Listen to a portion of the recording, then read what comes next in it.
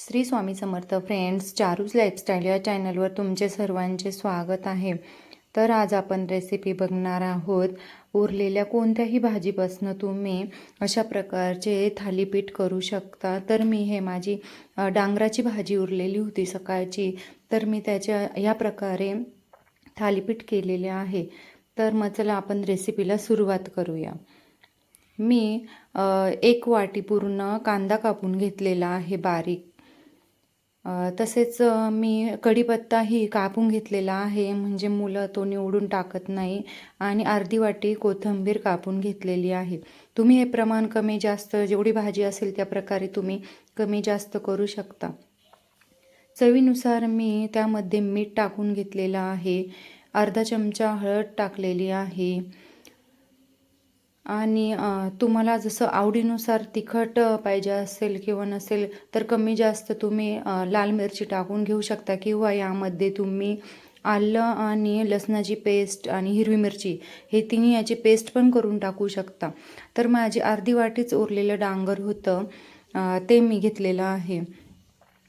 आता हे सर्व आपल्याला व्यवस्थित मळून घ्यायचं आहे। त्यामध्ये मी बाजरीचं पीठ टाकून घेत आहे। जोपर्यंत हे सर्व घट्ट होत नाही, म्हणजे थोडंफार पाणी तुम्ही टाकू शकता।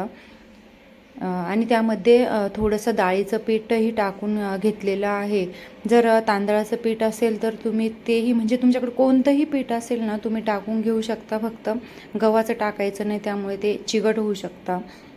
यामध्ये कुळथाचं पीठ हेही टाकू शकता तुम्ही। तर मी थोडंच अंदाजेच डाळीचं पीठ अर्धा चमचा टाकून घेतलेलं आहे।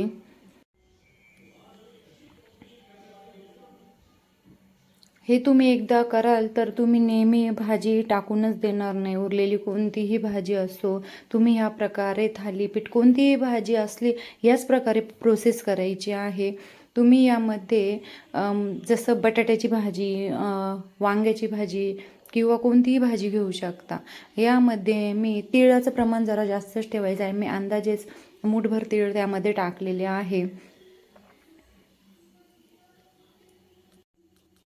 मी एकदा वांग्याचं भरीत उरलेलं होतं आणि त्याचे असेच थालीपीठ केले होते, तर मुलांनाही खूप आवडले होते।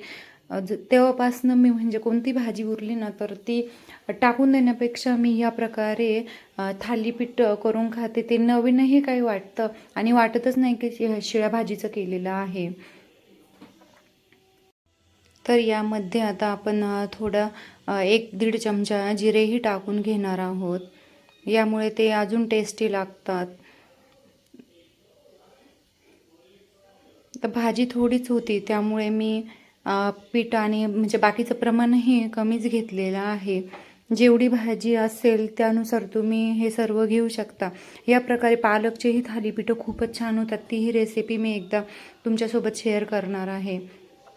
आता या प्रकारे मी हे सर्व पहिले मिक्स करून घेतलं आणि जसं थोडंसं पहिलेच पाणी टाकायचं नाही, पाण्याचा थोडासा जसा हात लागेल तसंच टाकायचं, कारण की कांदा आणि मीठ टाकून घेतलेलं आहे त्यामुळे त्याला पाणी सुटत असतं। तर पाणी एकदम, म्हणजे सर्व मळून झाल्यानंतर गरज असेल तरच पाणी थोडं थोडं शिंपडून घ्यायचं आहे, जास्त ओतायचंच नाही। परत एकदा मी सांगत आहे, जसं आपण कोथिंबीरची थालीपीठं कसं करतो त्या प्रकारेच आपल्याला पीठ पाहिजे आहे।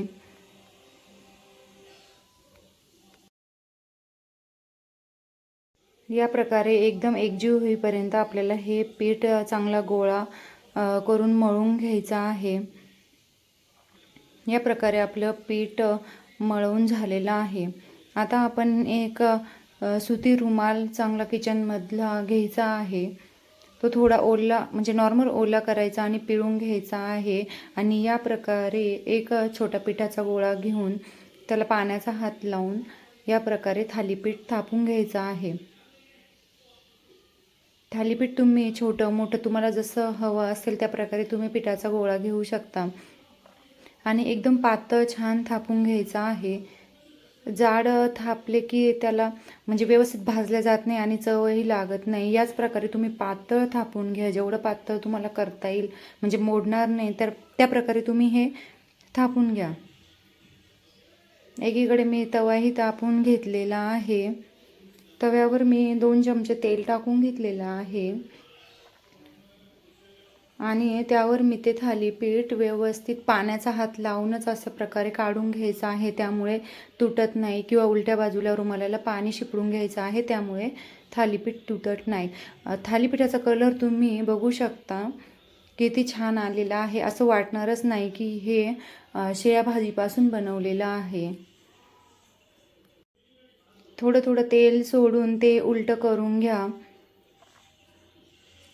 आणि व्यवस्थित भाजून घ्यायचं आहे बारीक गॅसवर. एकदम कुरकुरीत भाजलं की कलर लाल येईपर्यंत त्याची टेस्टही तेवढीच वाढते. या प्रकारे आपलं थालीपीठ भाजून झालेलं आहे.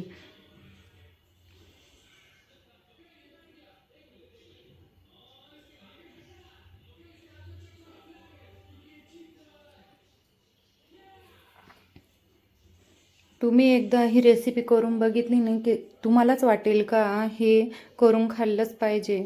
आमच्याकडे केलं की राहत पण नाही, उलट जो स्वयंपाक केलेला आहे तो कोणी खात नाही, पण हे थालीपीठ पहिले मुलं पण खातात. या प्रकारे एकदम व्यवस्थित ते भाजून घ्यायचं आहे, लालसर असं. जर भाजलं नाही तर त्याची टेस्टही त्याच प्रकारे कमी होते. व्यवस्थित भाजलं की त्या प्रकारे टेस्टही त्याची छान वाढते.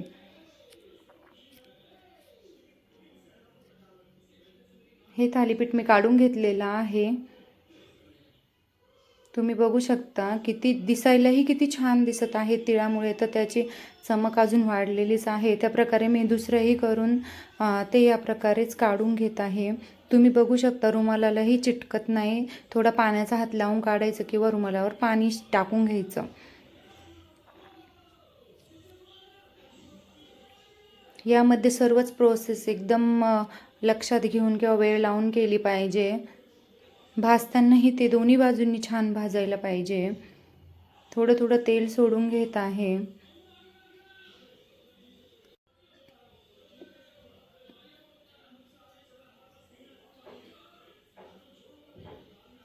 तुम्ही बघू शकता की किती छान भाजलं गेलेलं आहे.